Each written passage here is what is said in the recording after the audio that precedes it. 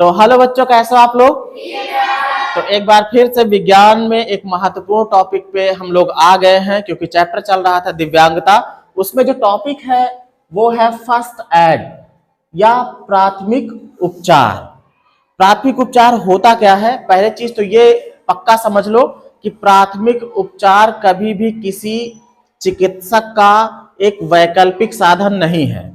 मतलब प्राथमिक उपचार देने के बाद भी इंजर्ड व्यक्ति को, जो घायल व्यक्ति है, उसको डॉक्टर के पास ले जाना चाहिए।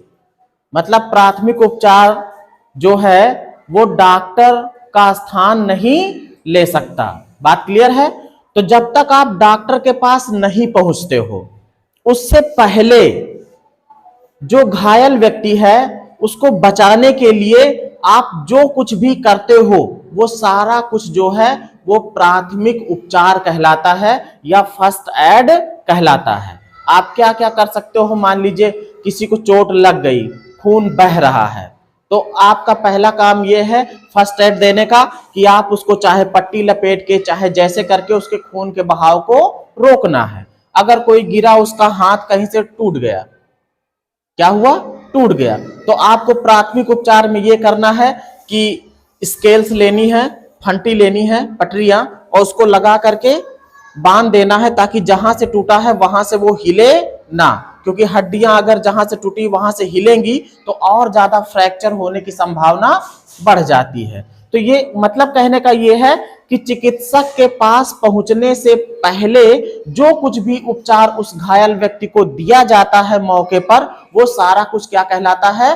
फर्स्ट एड या फिर प्राथमिक उपचार कहलाता है। सबसे इंपॉर्टेंट चीज ये है कि फर्स्ट एड बॉक्स जो है वो हर संस्थान में, हर वाहनों पर होना चाहिए। और क्या क्या चीजें उसमें होती है ये आज आप लोग जान लो। अगर ये सारी चीजें नहीं पाई जा रही हैं तो उसे कंप्लीट प्राथमिक उपचार किट या फर्स्ट एड बॉक्स नहीं कहा जाएगा। फर्स्ट एड बॉक्स का यहाँ पर एक हमने नमूना बना दिया है। आप देखेंगे इसमें आपको टॉर्च दिख रही है, थर्मामीटर दिख रहा है, कैंची है, चम्मच है, गिलास है, फिर पोविडोन या फिर एंटीसेप्टिक क्रीम समझ लो, कॉटन है, रुई है, पट्टी है, बैंडेज और पैरासीटामोल दवाइयां हैं, तौलिया हैं। ये सारी चीजों का चित्र मैंने बनाने की कोशिश की है। अब आइए हम लोग जानते हैं क्या क्या चीजें फर्स्ट एड बॉक्स में होनी चाहिए जरूर और जरूर रूप में। पहले नंबर पे आ जाता है कॉटन, रुई। इसका इस्तेमाल कब होगा? जब ब्लीडिंग हो रही है, कुछ पोंछना है आपको, या उसको मान लीजिए जो हमारे पास क्रीम है, टिंचर है, आयोडीन सॉल्यूशन है, उसको लगा करके ही तो आप पट्टी बांधोगे ना, नहीं तो इन्फेक्शन हो जाएगा। तो आयोडीन सॉल्यूशन जो होता है वो एक तरीके का एंटीसेप्टिक क्रीम है, मतलब कि बाहरी कीटाणुओं से सुरक्षा करता है ताकि घाव पर कोई सूक्ष्म जीव आकर के बैठे ना। कॉटन, फिर उसके बाद बैंडेज। बैंडेज मतलब पट्टी जो आपको बांधने में, लपेटने में काम में आएगी। चाहे उसका फ्रैक्चर हुआ हो, हाथ टूटा हो, या खून का बहाव रुकना है, कुछ भी हो तो उसे बांधने में काम आएगी। पिन, पिन की भी जरूरत होती है, कहीं पर कोई चीज छेदना हो गया या कुछ निकालना हो गया, वहां पर यूज हो सकता है। सीजर्स, कैंची। कैंची अगर नहीं रहेगी तो आप बैंडेज कैसे काटोगे, दवाइयां कैसे काटोगे? कुछ भी होगा तो सीजर की भी जरूरत पड़ेगी। फिर क्लिनिकल थर्मामीटर, जो डॉक्टरी थर्मामीटर होता है उस थर्मामीटर की बात हो रही है। थर्मामीटर लेबोरेटरी वाले भी होते हैं तो उसकी बात नहीं हो रही यहाँ पर।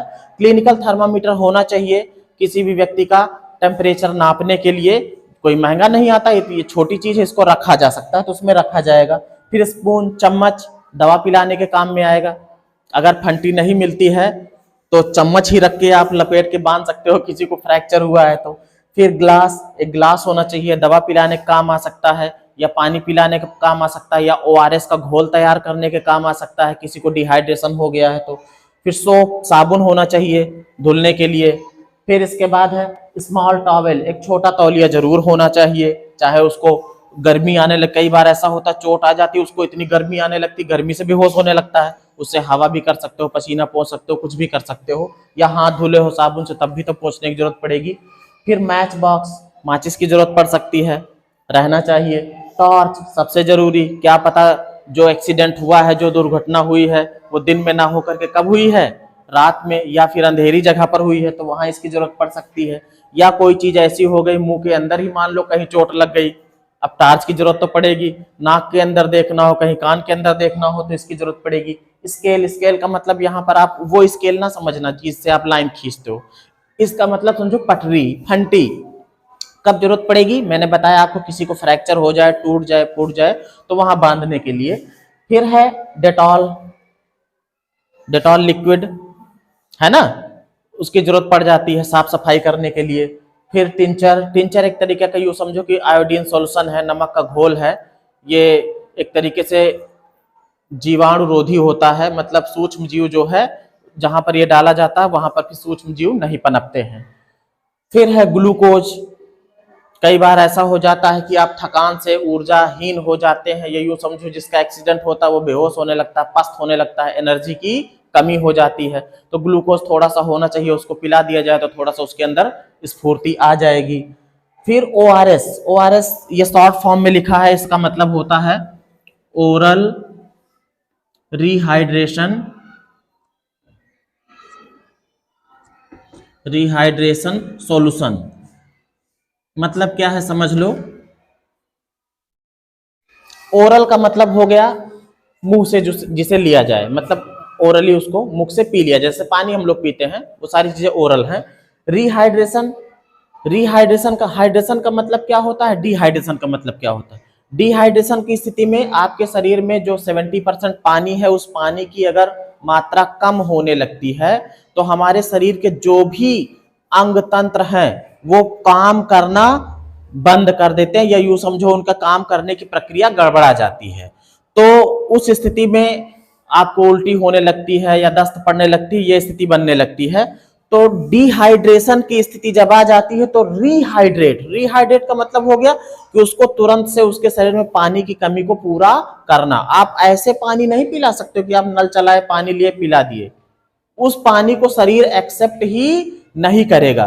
क्यों? क्योंकि आपके शरीर में जो पानी है वो पानी एक निश्चित टेम्परेचर का है, उसमें निश्चित मात्रा में ग्लूकोज है, उसके निश्चित मात्रा में उसमें नमक है, सब कुछ वो एक डिसाइड मात्रा में है। तो शरीर उसके अपने अंदर भर, कभी देखा होगा पसीना उसीना निकलता है तो कैसा निकलता है? मीठा निकलता है। पसीने का स्वाद कैसा होता है? कभी टेस्ट नहीं लिए हो? नमकीन नमकीन लगता है।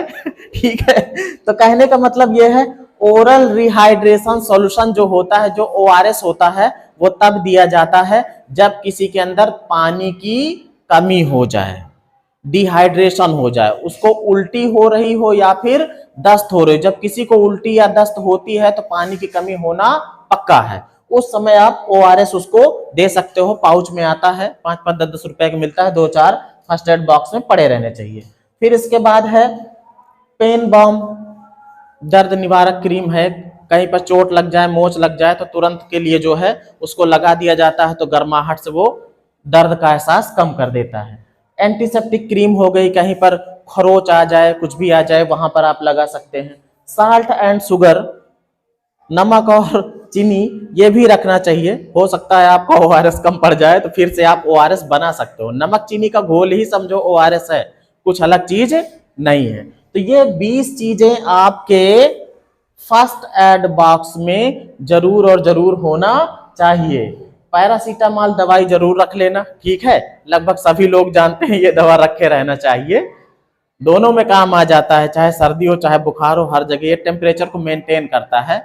बुखार आ जाए या दर्द होने, शरीर में बदन दर्द हो तब भी उसमें काम कर जाता है, थकान लगी हो तब भी काम कर जाता है, पैरासीटामॉल रखना चाहिए।